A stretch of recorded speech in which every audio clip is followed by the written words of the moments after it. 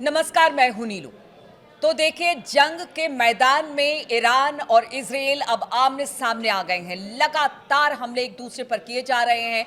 Iran कभी हमला करता है, बड़ा हमले करता है, और जो इजराइल के कई शहर हैं वहां पर मिसाइल दागता है। वहीं अगर बात की जाए इजराइल की, तो इजराइल ने भी लगातार तबाही मचाई है ईरान में। अभी फिलहाल क्या स्थिति है, और धीरे धीरे ये युद्ध और ज्यादा एस्केलेट होता चला जा रहा है। कहां पर जाएगा ये युद्ध, क्या स्थिति इस वक्त बन रही है, बातचीत करने के लिए मयंक मेरे साथ है। मयंक, पिछले 4 दिनों में हमने देखा जितना नुकसान इजराइल को हुआ है उतना ही नुकसान ईरान को हुआ है, और ये धीरे धीरे अब युद्ध और ज्यादा ब्रॉड यानी कि बड़ा होता चला जा रहा है। बिल्कुल, युद्ध बहुत तेजी से आगे बढ़ रहा है। और देखिए, अभी जो लेटेस्ट इन्फॉर्मेशन आई है, कल रात को, पहले हम बात करते हैं ईरान की तरफ से जो हमले किए गए हैं इजराइल पे। देखिए, पिछले 4 दिनों के अंदर 400 से ज़्यादा बैलिस्टिक मिसाइल्स ईरान ने फायर की हैं इजराइल के ऊपर। 400 बैलिस्टिक मिसाइल्स, जिसमें हाइपरसोनिक मिसाइल्स भी शामिल हैं, क्रूज मिसाइल्स भी शामिल हैं। और सबसे ज़्यादा नुकसान इन हाइपरसोनिक मिसाइल से हो रहा है। देखिए, हाइफा में हमने देखा था, जो कल हमने वीडियो में बात की थी, कि हाइफा में जो ऑयल प्लांट है, गैस प्लांट है, इसमें आग लग गई थी। इसके बाद कल रात को ईरान ने नया हमला किया है इजराइल पे, और हाइफा का जो पावर प्लांट है वो पूरी तरह से तबाह कर दिया गया है, जिससे सप्लाई होती है इलेक्ट्रिसिटी की हाइफा में और आसपास के इलाकों में। वो पावर प्लांट बिल्कुल, उसकी जलते हुए तस्वीरें सामने आने लगी है। धू धू कर जल रहा है प्लांट।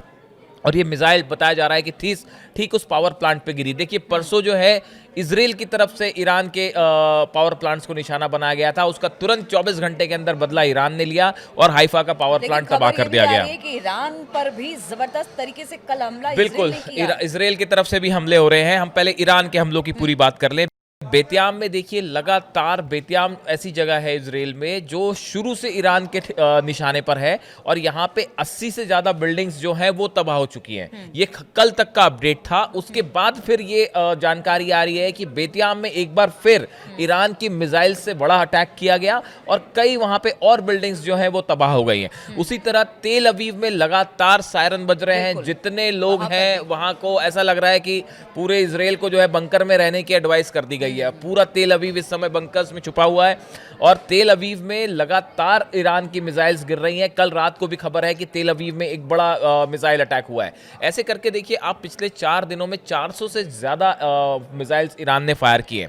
अब देखिए, इसमें जो बड़ी बात निकल के आई है, अच्छा, एक और अहम समाचार इस बीच है कि IRGC की तरफ से कहा गया है, हमने इजराइल के 5 F-35 जेट्स गिरा दिए हैं।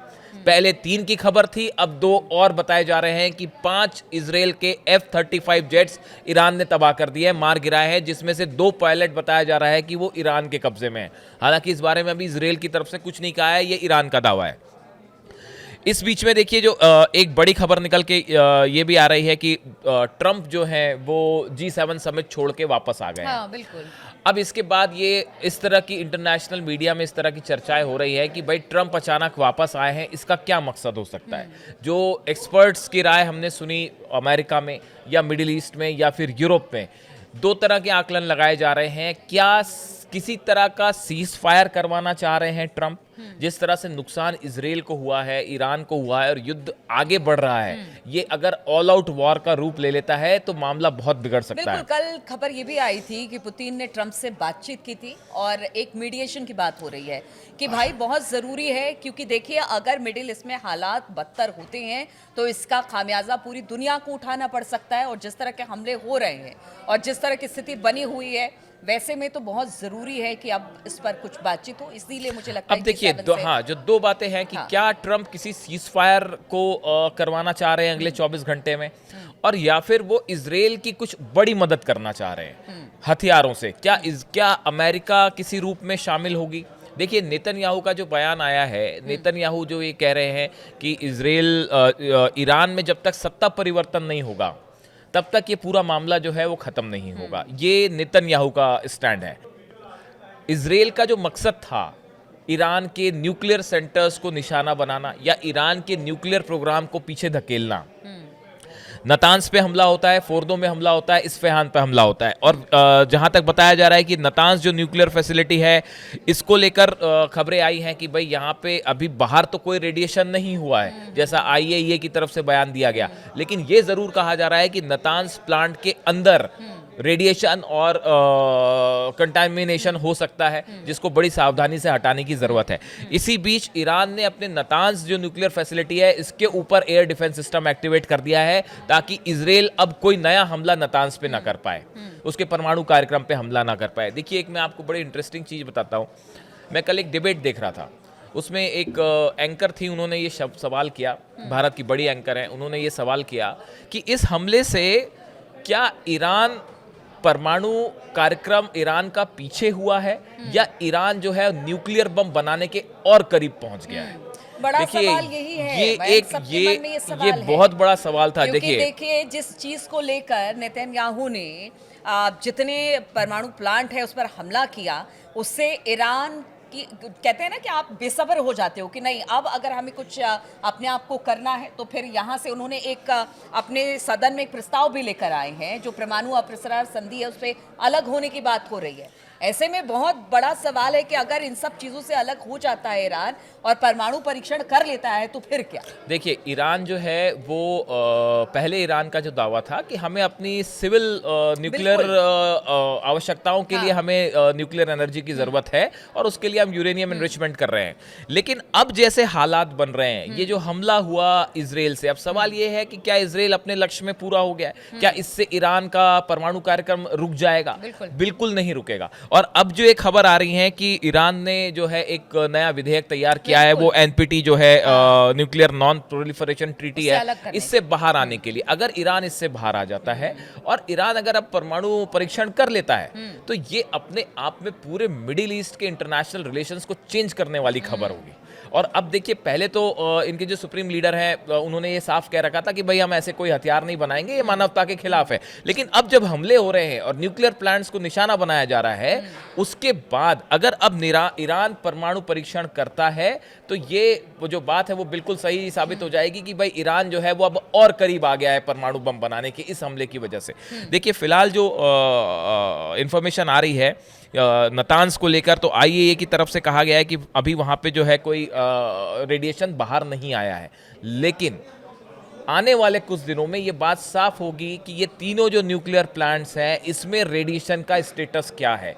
क्या इजराइल इस पे फिर से हमला करता है? अगर फिर से किसी भी तरह का हमला होता है तो ये एक बड़ा न्यूक्लियर डिजास्टर साबित हो सकता है।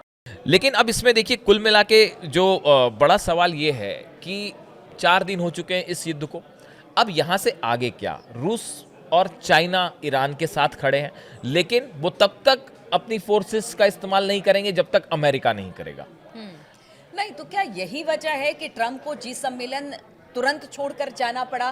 क्योंकि बात ये हो रही है कि अगर परमाणु कार्यक्रम या जिस तरह से प्रस्ताव लेकर अपने सदन में आने जा रहा है ईरान कि परमाणु अप्रसार संधि से अपने आप को अलग कर लेगा, तो क्या अब सिचुएशन ऐसी है कि अगर इसे नहीं रोका गया तो स्थिति और विकट होगी? इसीलिए ट्रंप को इसको इंटरवीन करना पड़ा है। ऑयल प्राइसेस आसमान छू रहे हैं, क्रूड ऑयल के प्राइस तेजी से बढ़ रहे हैं।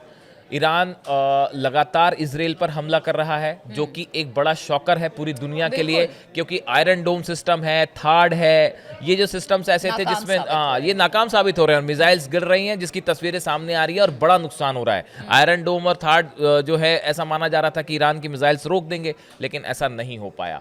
उसी तरह ईरान, जो आपने शुरू में कहा, ईरान को भी नुकसान हुआ है, बड़ा नुकसान हुआ है ईरान को भी।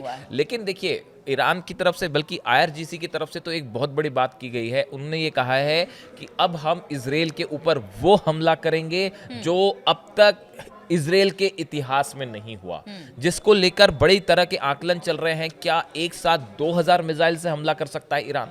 अगर ऐसा कुछ होता है तो यहां से ये एक ऑल आउट वॉर की तरफ मामला आगे बढ़ सकता है। बिल्कुल, देखिए तो स्थिति और ज़्यादा विकट होती चली जा रही है। स्थिति इसलिए विकट होती चली जा रही है क्योंकि इजराइल ने ईरान पर हमला किया, फिर ईरान ने ज़बरदस्त तरीके से इसका जवाब दिया है, फिर इजराइल ने हमला किया है, और इस बीच तो खबर ये भी आ रही है कि अब अपने आप को ईरान ने परमाणु अप्रसार संधि से अपने आप को अलग करने की बात कर ली है। ऐसे में क्या लगता है कि जल्दी अब ईरान परमाणु परीक्षण कर लेगा? स्थिति और विकट इसको लेकर हो गई है। बातचीत का दौर लगातार इसे लेकर चल रहा है, और खबर ये भी आ रही है कि अब कोशिश की जा रही है कि इस युद्ध को यहीं पर रोका जाए, वरना ये युद्ध विनाशकारी हो सकता है। इन तमाम खबरों पर लगातार हमारी नजर बनी रहेगी। आप बने रहिए हमारे साथ।